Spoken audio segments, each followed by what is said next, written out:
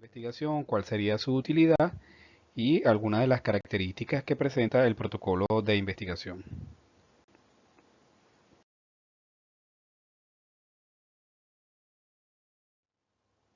El protocolo de investigación es el primer paso para la realización de cualquier trabajo de investigación en ciencias de la salud. Antes de realizar cualquier tipo de recolección de información o planteamiento de trabajo, lo primero que se debe desarrollar, es decir, redactar completamente, es el protocolo de investigación. También se le conoce como proyecto de investigación y su objetivo fundamental es describir la manera cómo se llevará el proceso a cabo, cómo se va a realizar la investigación, o sea, se detalla paso a paso cómo se va a hacer la investigación y además describe de manera sistemática los elementos que se van a desarrollar para generar, por supuesto, un conocimiento científico, un conocimiento académico, científico que tenga validez y que pueda ser reproducible.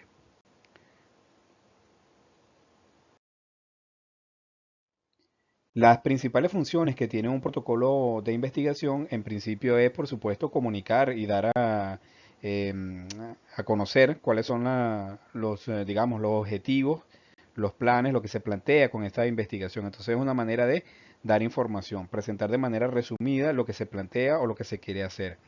Además de eso, detalla, ¿verdad? Deja por escrito un plan de acción para el desarrollo de la investigación, el cual además se debe detallar paso a paso de la manera más detallada posible para tratar de evitar dudas en la realización de la investigación como tal. Y por supuesto es dejar por escrito, dejar sentado un compromiso entre los investigadores y la institución en la cual se lleva a cabo el trabajo. Por supuesto, no existe un formato universal, un formato único para la elaboración de un protocolo de investigación. Por supuesto, cada institución, y esto es una recomendación que se hace desde este momento, cada institución tiene una manera de presentar su protocolo de investigación. Entonces es necesario revisar la normativa en este caso, de este posgrado para poder eh, ejecutar, desarrollar el protocolo de investigación. Sin embargo, a pesar de esto, tiene algunos elementos que van a terminar siendo comunes, independientemente de la institución en la cual se esté desarrollando el protocolo o se esté desarrollando la investigación. Por lo cual vamos a describir brevemente cada uno de estos aspectos a continuación. Entonces, lo primero que debe, el primer componente, ¿verdad? Que parece además obvio, son los datos que identifican la investigación. Cuando hablamos de los datos que identifican la investigación, nos estamos refiriendo a a toda la información referida a los investigadores, que puede incluir tanto los investigadores, en el caso que haya asesores o que haya tutores, pues también ellos están incluidos en la información y debe ser lo más claro posible, lo más completa posible, como se puede incluir el nombre completo, su cargo, la unidad de adscripción, dependiendo de dónde se esté realizando, dónde se esté efectuando la investigación, la localidad, el municipio, el estado, los teléfonos, los números, el número del teléfono celular, así como el correo electrónico, es decir, toda la información lo más completa posible para poder identificar y contactar a los investigadores en caso de que sea necesario.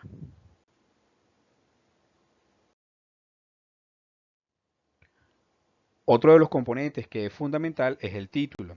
Este debe ser claro, preciso, debe indicar casi que el objetivo que se plantea con la investigación. Por supuesto, sin embargo, no puede ser, se recomienda que no exceda de 20 palabras, de que sea corto, que sea conciso, que evite abreviaturas, anglicismos, palabras ambiguas, eh, y debe ser, por supuesto, lo más objetivo posible y que además sea claro y preciso.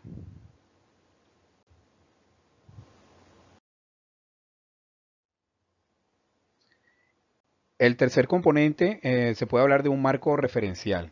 El marco referencial, por lo general, son los antecedentes históricos que forman parte fundamental en todo proyecto de investigación. Para la realización de este marco se requiere una exhaustiva revisión bibliográfica.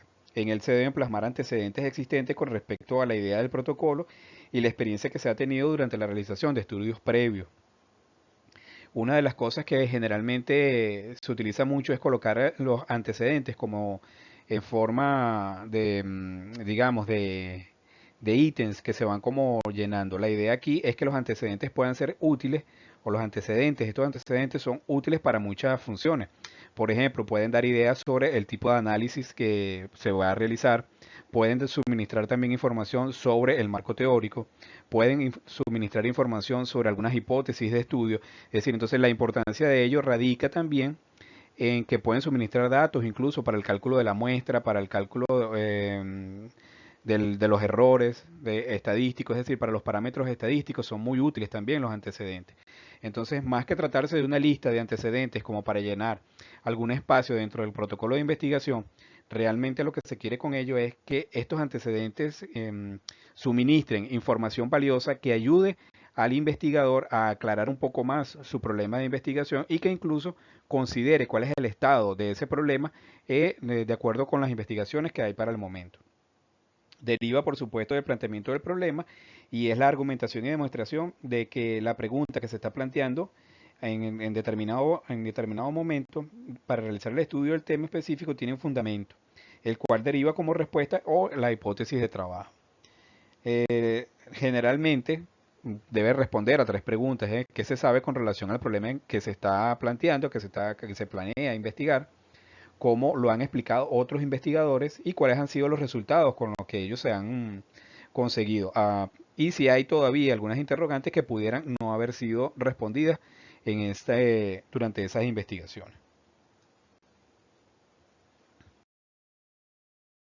Otro de los componentes importantes dentro del protocolo de investigación es la justificación.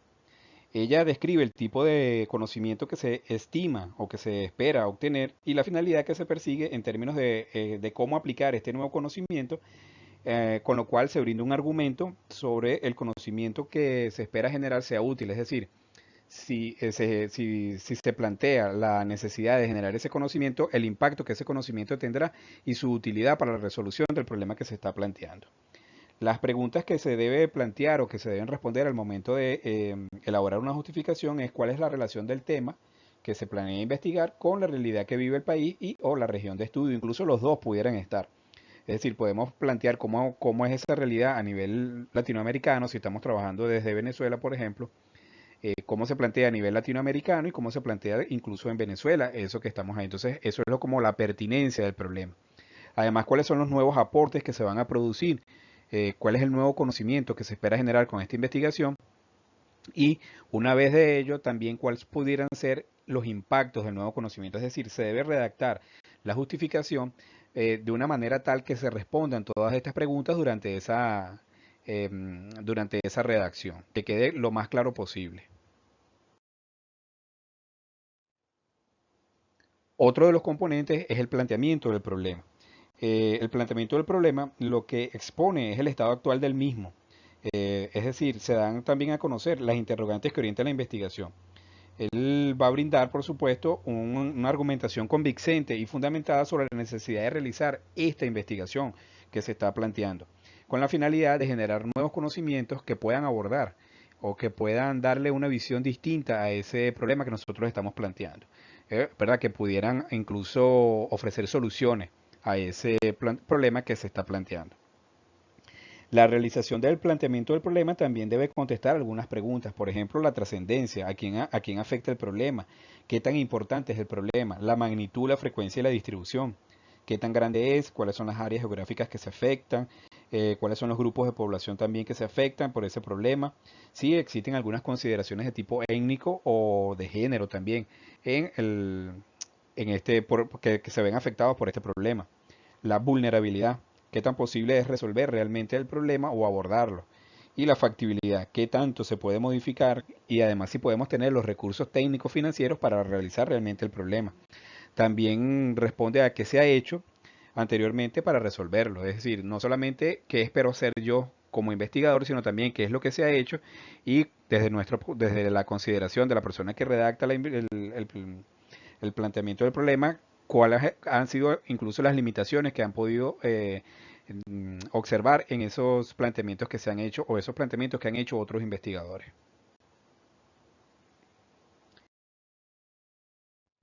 Otro de los componentes es la pregunta de investigación, aunque por lo general no se ve como un componente aparte, es decir, como un capítulo aparte dentro del protocolo, porque las preguntas de investigación generalmente es la manera como terminan el planteamiento del problema, es a través de preguntas de investigación. Estas deben estar dirigidas, ¿verdad?, a responder o orientarse hacia una respuesta que se busca acerca del problema, es decir, cómo se puede abordar el problema que nosotros estamos planteando. Algunos investigadores incluso, por eso mencionaba que algunos lo consideran como parte del planteamiento del problema. Sin embargo, también otros investigadores u otros modelos plantean que no se debe olvidar la pregunta de investigación. Por supuesto, deben ser lo más precisas posibles y que además de evitar los términos ambiguos o abstractos que dificulten el entendimiento, la clarificación de lo que se plantea con estas preguntas de investigación.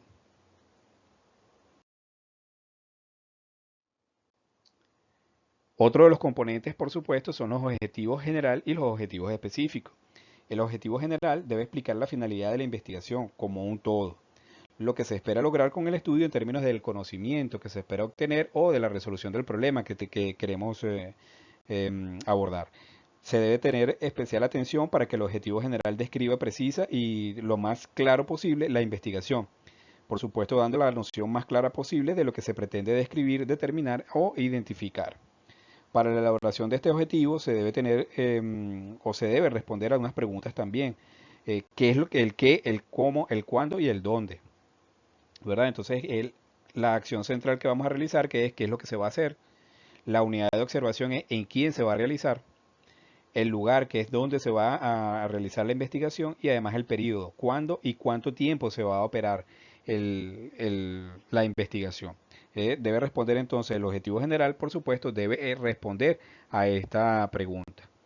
Los objetivos específicos, por su parte, son, digamos, aportes para este objetivo general y son partes más reducidas del objetivo general y concretas entre sí, los cuales deben llegar, por supuesto, deben ser tributarios a este objetivo, es decir, deben contribuir con alcanzar el objetivo general. Entonces, una vez que se plantea un buen objetivo general, a partir de ahí se plantean los objetivos específicos de la investigación.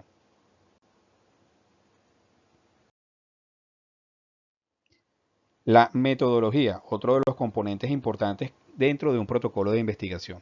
Por supuesto, algunos lo llaman el método, la metodología de la investigación, y esta es la explicación de los procedimientos que se aplican para alcanzar los objetivos que hemos propuesto, es decir, cómo vamos a proceder durante nuestra investigación, cuáles son el tipo de investigación que vamos a utilizar, que vamos a aplicar, cómo vamos a realizar nuestra investigación. Por supuesto, debe explicar, perdón, cómo se llevará a la práctica, justificando la elección de los métodos y las técnicas que vamos a realizar. Aquí entonces debemos responder o digamos que algunos de los componentes de esa metodología podemos describir el tipo de estudio, que puede ser retrospectivo o prospectivo, transversal, longitudinal, descriptivo, comparativo u observacional. El universo o la muestra. Otro de los componentes es el universo y la muestra, es decir, si vamos a trabajar dentro de una población total o vamos a utilizar una muestra. Entonces eso aquí debemos describirlo muy bien. Este es el punto, pues, la metodología donde se describe completamente. Si estamos trabajando con un ensayo experimental, ¿verdad? O incluso con un estudio observacional, pero que requiera la definición de los casos, entonces debemos mm, precisamente definir con precisión los criterios de inclusión, de exclusión y de eliminación de las observaciones que estamos realizando. Otro de los puntos importantes, como ya hemos discutido anteriormente, es la operacionalización de las variables, que nos van a permitir, si hacemos una buena operacionalización de las variables, nos van a permitir incluso determinar o definir cuáles van a ser, perdón, nuestros indicadores y cómo vamos a procesar las variables, además de los instrumentos de recolección, que es otro de los puntos que aparecen acá en la metodología de la investigación. ¿Cuál es el instrumento de recolección? Entonces, ¿a través de qué vamos nosotros a recoger la información que se va a producir en esta investigación? Vamos a elaborar un instrumento, vamos a utilizar instrumentos que ya están previamente validados. Si vamos a elaborar un instrumento, ¿cómo lo vamos a validar? ¿Qué técnica vamos a utilizar? ¿A través de qué vamos a realizar el instrumento y cómo vamos a validar su confiabilidad, su precisión y su validez? Entonces todo eso lo tenemos que explicar acá. Y por supuesto, al final hacer una presentación sobre el procesamiento de los datos y la presentación de resultados. Aquí es donde definimos pues cuáles son los criterios a través de los cuales vamos a procesar los datos, si los datos son cualitativos, cómo lo vamos a hacer, si los datos son cuantitativos, cómo lo vamos a hacer, y además qué vamos a utilizar, si vamos a utilizar tablas, si vamos a utilizar gráficos, si vamos a utilizar tablas y gráficos, y algún otro recurso como mapas o esquemas a través de los cuales vamos a presentar nuestros resultados.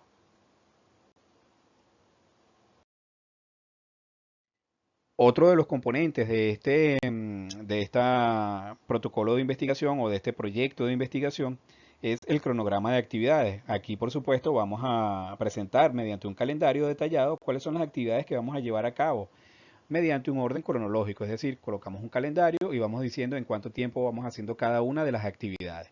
Entonces hacemos un calendario, lo presentamos acá.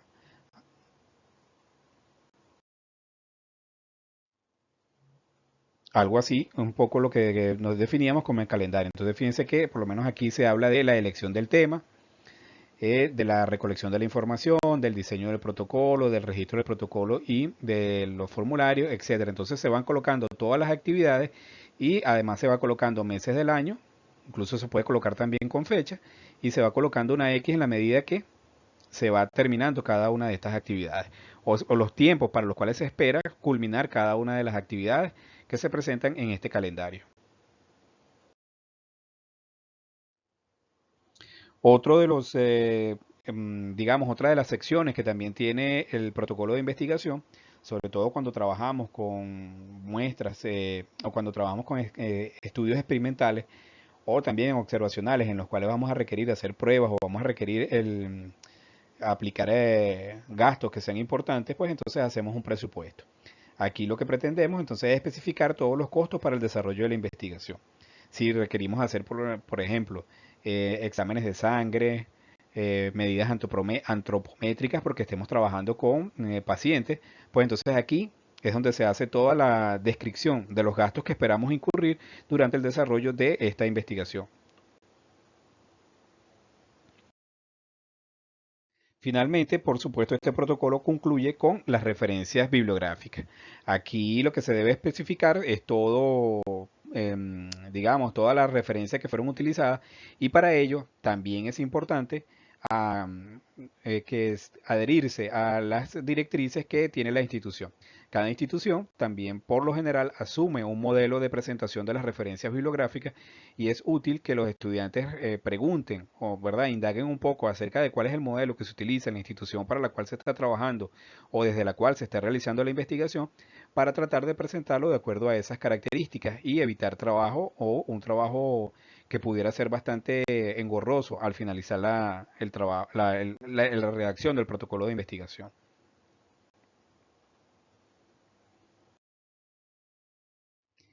Luego concluye si hay anexos, ¿verdad? En algún material que no haya sido parte del trabajo de investigación y que el investigador o los investigadores consideren que es importante incluir en el proyecto, pues se presenta como un anexo. Estos pudieran ser fotos, esquemas que probablemente no pueden ser colocados dentro del desarrollo del protocolo o por efectos del espacio y entonces se colocan como anexos a la investigación. Sin embargo, también debe cuidarse mucho porque a veces se abusa de los anexos dentro de una investigación. Recuerden que incluso hay instituciones que establecen el número de páginas que puede llevar un protocolo de investigación. Lo que se quiere no es tanto la cantidad de hojas, de páginas que se rellenan, sino la calidad de la información que se presenta. Eso es lo importante. Entonces muchas veces cometemos digamos, tenemos así como la necesidad, ¿verdad? De engrosar el protocolo de investigación colocando anexos. Entonces aquí se deben colocar los anexos que realmente sean absolutamente necesarios.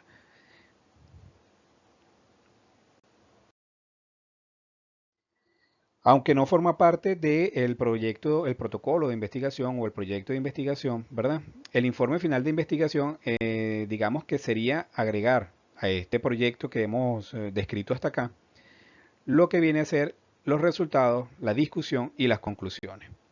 Fíjense que por lo general cuando uno está haciendo el trabajo de investigación, redacta su proyecto y luego que finaliza la recolección de la información, aplica las pruebas, hace todo, recolecta la información, los resultados discute y concluye, pues es solamente agregarle a todo el protocolo esto que tenemos aquí al final.